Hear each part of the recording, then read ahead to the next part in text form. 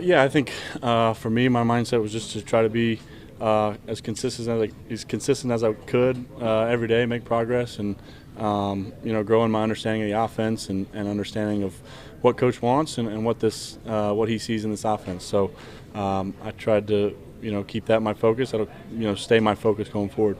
How good is it for you? Just for go ahead. What was your reaction when coach told you guys? Obviously, I was excited. Excited for the opportunity, and as a competitor, you want to be on the field, and that's why you work. So I'm excited and looking forward to getting out there. I think we have a good football team, and we put in a lot of work. How good is it for you just to get some clarity now, knowing that you're the guy, you're going to get the reps? How much is it going to help you moving forward?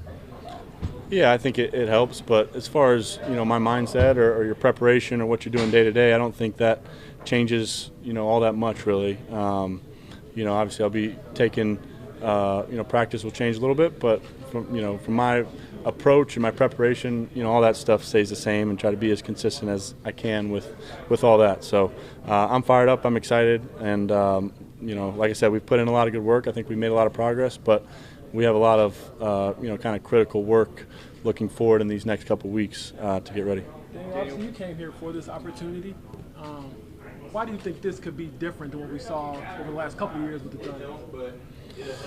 I think every situation is different. Every season's different. I'm growing and developing as a player constantly, and I think so a lot of things go into it. I think I'm prepared and will continue to work hard to prepare. Not all players get a second chance this quickly after leaving another team. I guess, is there anything that maybe you learned from the first experience with the Giants that you plan to do a little differently, or ways that you've just grown to make sure you handle this as best you can?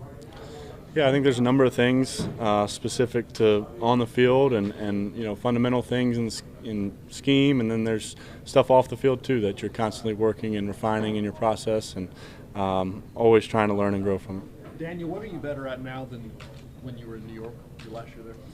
I think you're growing in your understanding of scheme, of defense, of what teams are trying to do, decision making, understanding when you can get through reads and where the ball needs to go. I think my training and preparation off the field, in preparation for camp, and I made progress there physically and mechanically, footwork wise. I think there's a number of things that I've worked on to improve.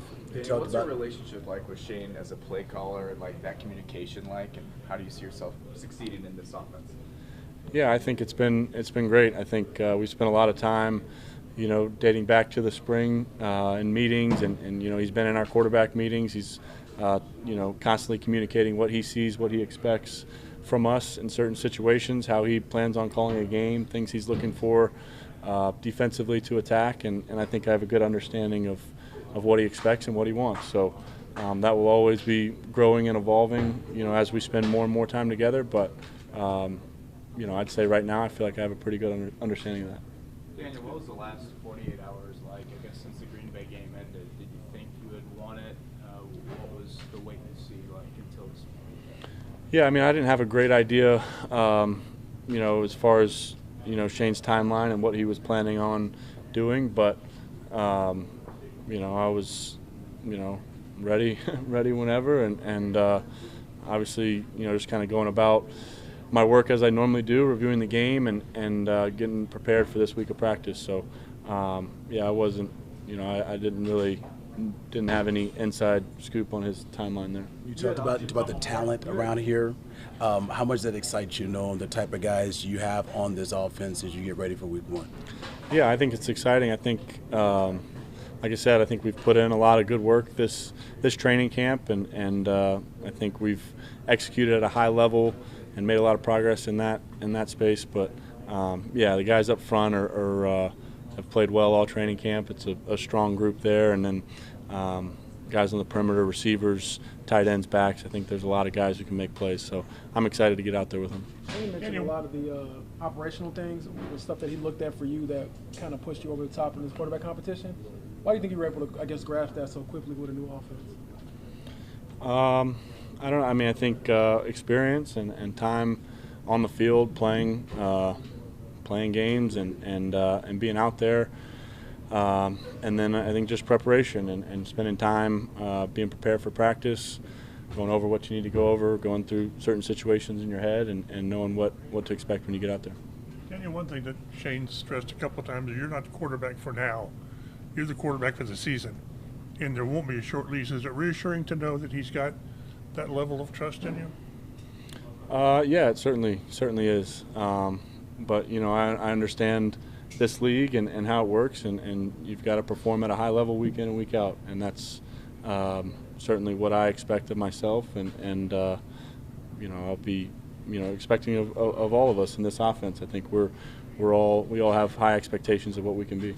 Last one over here, Joel. You had options in free agency to go other spots. Does this validate that you made the right choice?